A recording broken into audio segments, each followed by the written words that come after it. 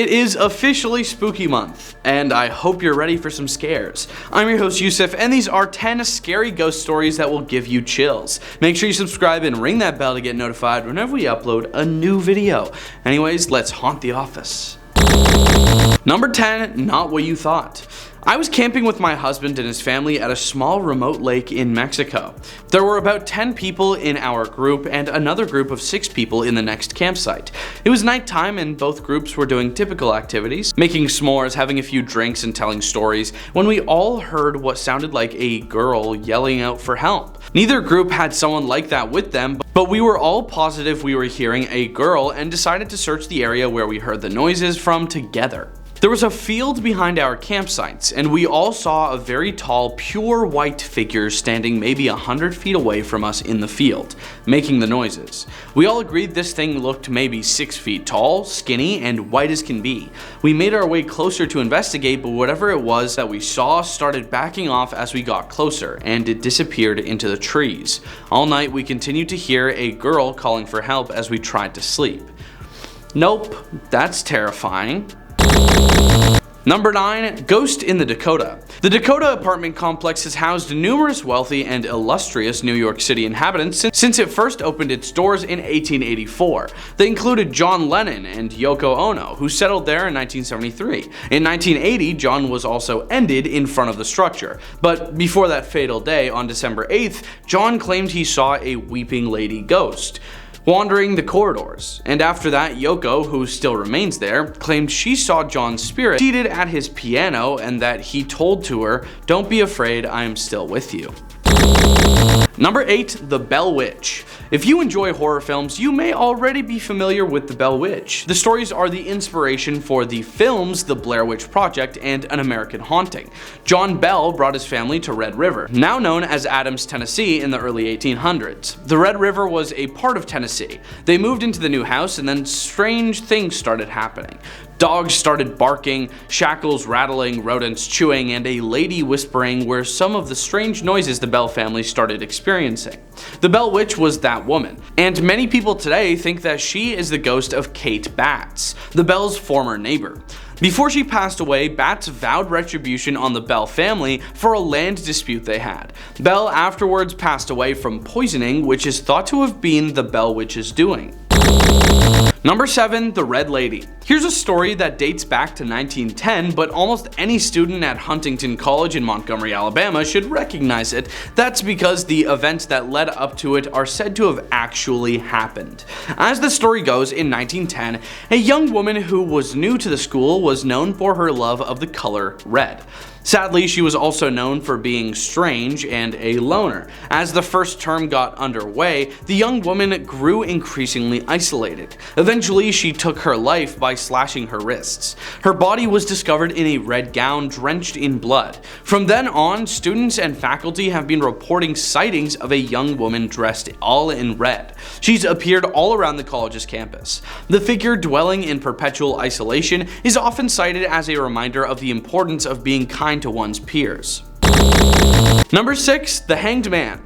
One theme that many ghost stories have in common is that they offer a sense of justice in return for a wrongful passing. This particular ghost story, however, offers a somewhat different take.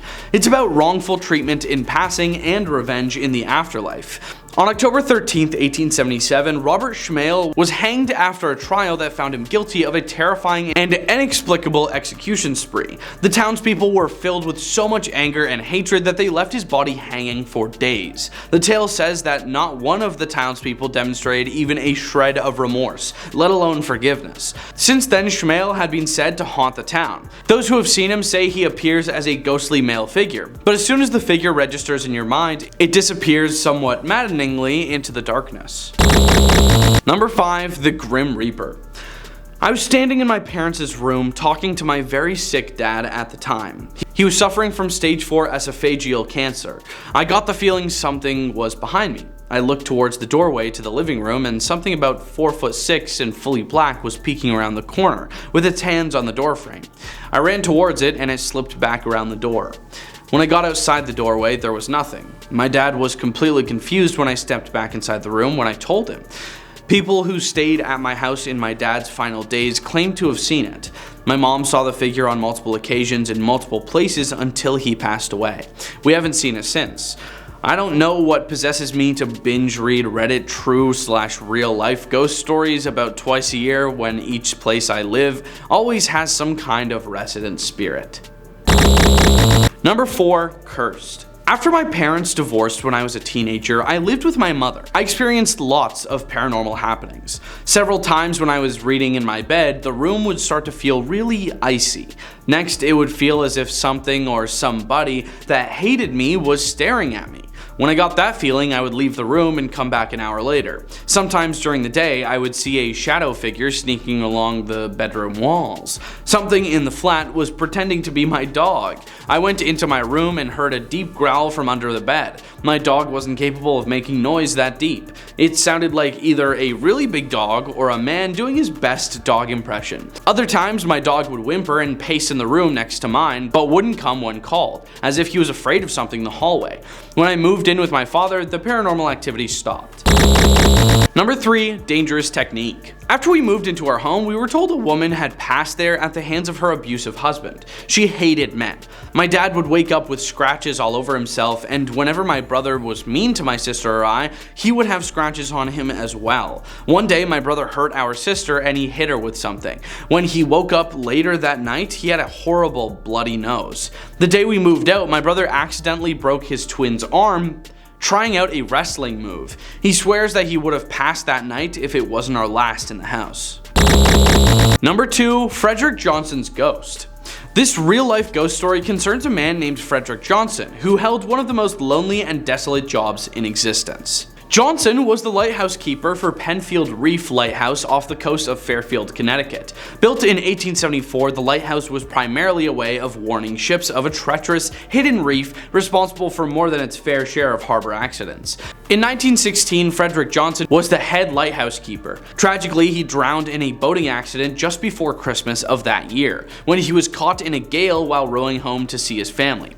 Ever since then, lighting and equipment malfunctions in the lighthouse have been blamed on Johnson's spiritual presence. But even more chilling is that keepers of the Penfield Reef Lighthouse often find the lighthouse logbook open to the day Johnson passed. And locals have recounted witnessing an unidentifiable figure appearing on the water to help stray boats find their way to safety near the reef. Number 1. The Michigan Triangle. Well, I guess Michigan has their own version of the Bermuda's Devil Triangle, and it contains just as much unexplained phenomena as Bermuda. The triangle goes from Manitowoc, Wisconsin to Ludington to Benton Harbor in Michigan. It was early spring 1937 when Captain Donner was just managing his freighter ship called the O.S. McFarland through these icy waters. He was tired, so decided to sleep and asked for one of the crewmates to wake him when they approached the shore. As they did, they noticed his room was locked, so they looked around at nothing. They then kicked the door down and found that he vanished with no signs whatsoever. Now the triangle claims the lives of many ships and planes, just like Bermuda. They also have sightings of the O.S. McFarland, but as they try to get a closer look, it disappears into the waters. An odd thing about this place is that when divers go to check the wreckages of these ships and planes, they notice that everything is intact, including the bodies of the deceased and the ship as a whole. This is by far the scariest triangle because there's no way around it other than land, so there's basically no point of traveling in Michigan Great Lakes. Thanks for watching. Those were 10 ghost stories that will give you chills. Leave a like and comment if you think we missed anything, and we hope you have a scary day.